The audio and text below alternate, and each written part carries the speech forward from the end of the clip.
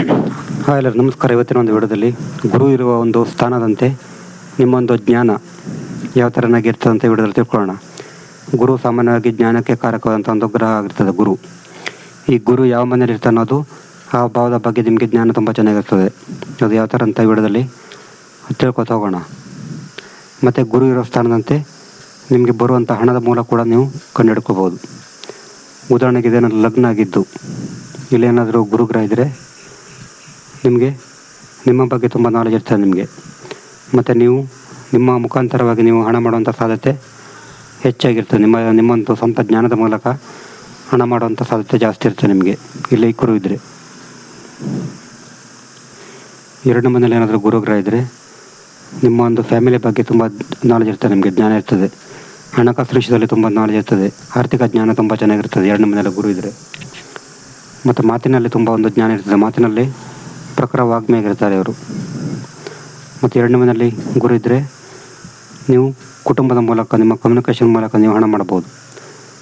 ಮೂರನೇ ಮನೆಯಲ್ಲಿ ಏನಾದರೂ ಗುರುಗ್ರಹ ಇದ್ದರೆ ನಿಮ್ಮ ನೆರೆಹೊರೆಯ ಪ್ರತಿ ನಿಮಗೆ ತುಂಬ ನಾಲೆಜ್ ಇರ್ತದೆ, ನಿಮ್ಮ ನೆರೆಹೊರೆಯ ಬಗ್ಗೆ ತುಂಬ ನಿಮಗೆ ಜ್ಞಾನ ಇರ್ತದೆ.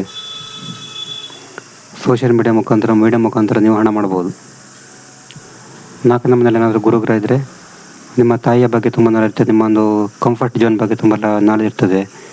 ನಿಮ್ಮ ತಾಯಿಯ ಮುಖಾಂತರ ನೀವು ಹಣ ಮಾಡ್ಬೋದು, ನೀವು ಆಸ್ತಿ ಮುಖಾಂತರ ಹಣ ಮಾಡ್ಬೋದು. ಪಂಚಮದಲ್ಲಿ ಏನಾದರೂ ಗುರುಗ್ರಹ ಇದ್ದರೆ ಶಿಕ್ಷಣ ಬಗ್ಗೆ ತುಂಬ ಒಂದು ನಾಲೆಜ್ ಇರ್ತದೆ, ಶಿಕ್ಷಣ ತುಂಬ ಚೆನ್ನಾಗಿ ಸಿಗ್ತದೆ.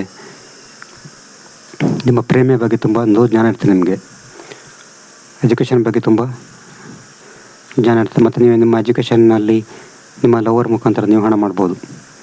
ಆರನೇ ಮನೆಯಲ್ಲಿ ಏನಾದರೂ ಗುರುಗ್ರಹ ಇದ್ದರೆ ರಹಸ್ಯ ವಿಷಯಗಳ ಬಗ್ಗೆ ತುಂಬ ನಾಲೆಜ್ ಇರ್ತದೆ, ಸೀಕ್ರೆಟ್ ವಿಷಯಗಳ ಬಗ್ಗೆ ತುಂಬ ನಾಲೆಜ್ ಇರ್ತದೆ, ಶತ್ರುಗಳ ಬಗ್ಗೆ ತುಂಬ ನಾಲೆಜ್ ಇರ್ತದೆ ಇವರಿಗೆ. ಇವರ ಶತ್ರುಗಳ ಬಗ್ಗೆ ತುಂಬ ಜ್ಞಾನ ಇರ್ತದೆ.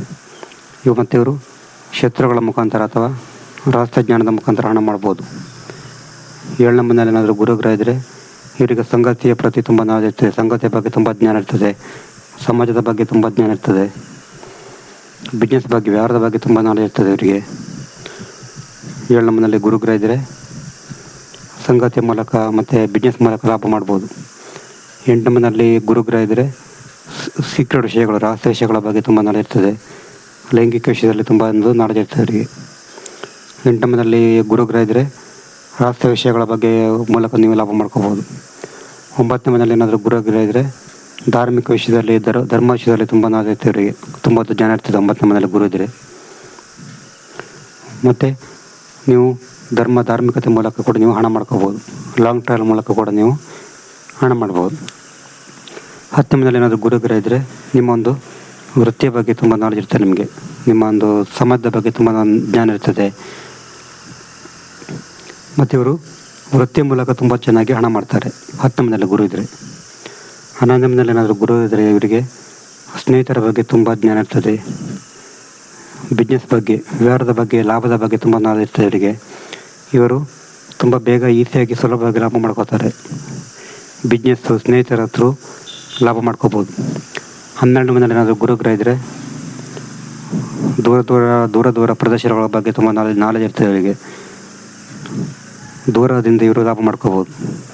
ಇದು ಗುರುಗ್ರಹ ಇರುವ ಸ್ಥಾನದಂತೆ ನಿಮ್ಮ ಜ್ಞಾನ ಮತ್ತು ನಿಮ್ಮೊಂದು ಅರ್ನಿಂಗ್. ನಿಮಗೆ ಜಾತಕ ಶ್ರಮ ಬೇಕಾದ ನಮ್ಮದು ವಾಟ್ಸಪ್ ಸಂಖ್ಯೆ 70 906 37 934 ಈ ನಂಬರಿಗೆ ವಾಟ್ಸಪ್ ಅಥವಾ ಕಾಲ್ ಮಾಡಿದರೆ ಜಾತಕದ ಬಗ್ಗೆ ತಿಳಿಸಿಕೊಡ್ತೇನೆ. ಎಷ್ಟಾದರೆ ಬೇರೆ ನಮಸ್ಕಾರ.